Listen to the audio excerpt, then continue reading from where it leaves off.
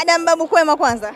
Tunamshukuru Mwenyezi Mungu. Tumekutana tena visiwani Zanzibar, mechi ya Yanga Sports Club dhidi ya AS FAR Rabat. Ukiwa kama mchambuzi, tunasema mchambuzi nguli, mchezo huu kiutazama taswira yake mpaka kukamilika, Yanga kuondoka na bao moja kwa bila dhidi ya Waarabu, tunasema umeutazama vipi?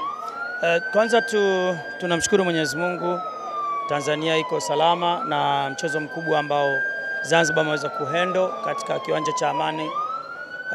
Uliona mchezo kidogo leo ulikuwa unapigiwa kelele kwa sehemu kubwa sana, lakini tukisema tuchambue kwa wakati wake, tuna mahitaji kama matatu ya kuzungumzia: aina ya uchezaji, ya ubadilisha transition na pia umaliziaji. Hivyo navyotakiwa pia tuvizungumze kwa lugha upana kidogo, sio kwa ushabiki. Yes. Kwa upana na kwa namna gani kwa kilichotokea hii leo? Kwanza Yanga inahitaji kocha wa viungo, kocha wa fitness. Naona kidogo sio kama hawezi, no, ila anahitajika kocha mwenye uzoefu mkubwa. Ukiangalia kundi la Yanga jinsi lilivyo, hakuna ambaye anabisha kwamba ni kundi ambalo gumu, kwa sababu Waarabu wote watatu wako hapo na kila mmoja anahitaji ukubwa.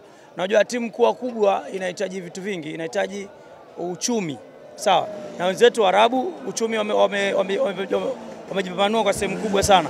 Ukiangalia halali, hata wenyewe pia ukiangalia ni wako vizuri. FAR Rabat kiuwezo wa kifedha, uwezo wa kifedha, wana uwezo kuwa na fedha na uwezo kununua wachezaji. Ukiwa na fedha utaweza kuchukua wachezaji tofauti tofauti wenye uwezo mkubwa, wenye karia kubwa. So hiyo ndio vitu ambavyo vinaogopesha kwenye kundi hili. Kwa maana hiyo kwenye timu kama ya Yanga ikiweza kubadilisha kocha wa viungo, it means kwamba wakipata kocha tena mwenye kariba ya Kiarabu. Unajua uliona Nasir Nabi alikuja na kocha wake ya Kiarabu, aliweza kuibadilisha timu ilikuwa inaweza kucheza dakika 120 ikiwa bado na uwezo mkubwa. So alivyoondoka alikuja pia kocha mwingine Gamond, alibadilisha timu, lakini pia kocha wa viungo alikuwa ni kocha Mwarabu. Akaja Miludi kuibadilisha timu tena, lakini bado karia ile ya kocha wa viungo ilimsaidia sana kuwa na kariba ya Kiarabu. Wenzetu Waarabu wanaandaa wachezaji katika uwezo, akili na maarifa. Sawa, unaweza ukawa na akili lakini maarifa ya mpira nayo yanahitajika uwanjani. Kwa mfano leo timu ya Yanga ilikuwa imezidiwa sehemu kubwa. Unaona kwamba kuna kati wanalazimishwa wacheze mpira wa chini, wacheze mpira wa kutulia, watoe katika mchezo. So hiyo ilikuwa ni ngumu sana. Kuna kati Yanga kipindi cha kwanza wanaweza kufanya maamuzi kuanzia dakika ya kwanza mpaka ya 5. Walikosa goli 2 za wazi. So baada ya hapo timu ikaa kama imeyumba. Uwezo wa mchezaji katikati, kuondoka kwa Aziz Ki, Stefan na Lydia Aucho hapa chini, pamekuwa hapana transition ya kutoka chini na mchezaji mzuri wa namba 10 wa kuituliza timu kutafuta aina ya magoli ya kwenda kufunga. Leo tumekosa ubunifu wa ufungaji. Tumeona tu uwezo binafsi wa mchezaji, na mara zote sasa hivi kipindi hichi Yanga inashinda kwa uwezo binafsi ya wachezaji. So uwezo wa timu bado ina struggle. Na unadhani hata nafasi ya Clement Mzize hii leo imeonekana kwamba anahitajika katika kikosi? Nafasi lazima useme hivyo, kwa sababu kwenye msimu ulioisha umeona leo amekabidhiwa tuzo ambayo ilikuwa inastahili kuwa goli bora la CAF. So leo tunachelea kusema hivyo. Kuna kati Pacome alipiga cross nzuri tu, hapakuwa na mfungaji. Katikati wote timu yote kwa hamna.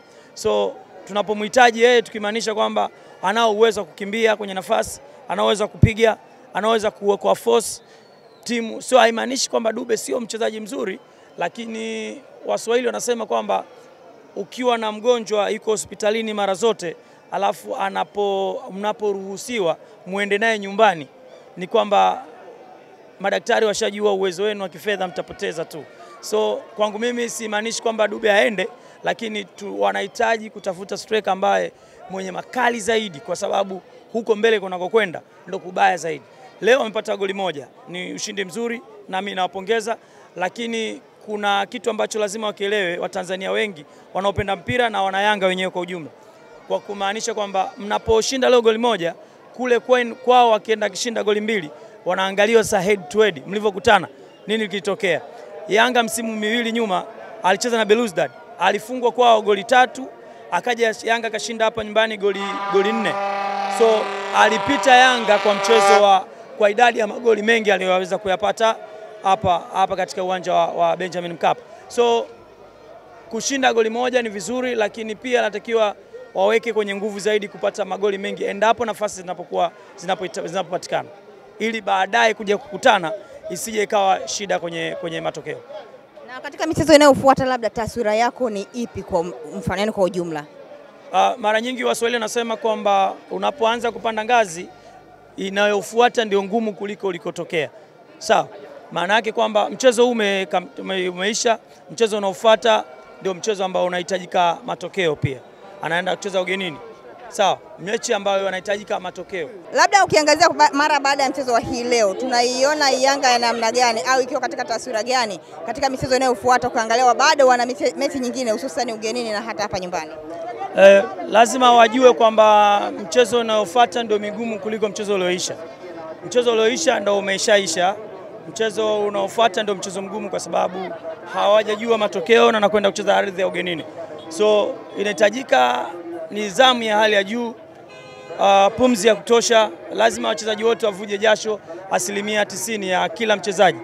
So lazima wawe na discipline pia ya ukabaji. Leo kuna mistake nyingi sana zinafanya.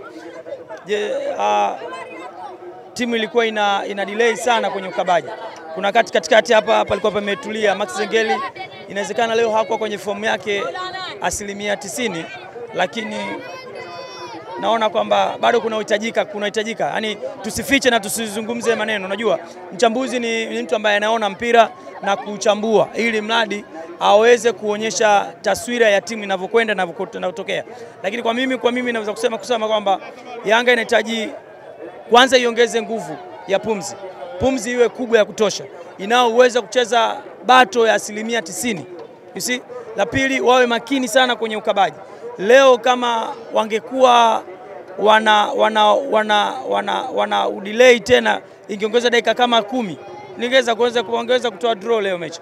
Kuna wakati watu wanashangilia, lakini kuna wakati tunashikilia moyo kwa sababu timu ilikuwa inakata pumzi kwa wakati wake. Lakini sasa kwa michezo inayokuja tunamfikiria Al Ahly ni timu ambayo yenye uwezo wa kucheza, inaweza kuchezea nafasi, inaweza kucheza mpira wa speed, inaweza kucheza mpira wa taratibu, inaweza kucheza mpira wa njia. So hiyo lazima wawe makini sana kwenye mashindano haya, na raundi hii iliyokuwepo lazima wawe makini ili kuitafuta robo finali.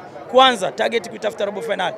Waache propaganda za mitandaoni kusema timu imekuwa kubwa, ina uwezo, ina pumzi.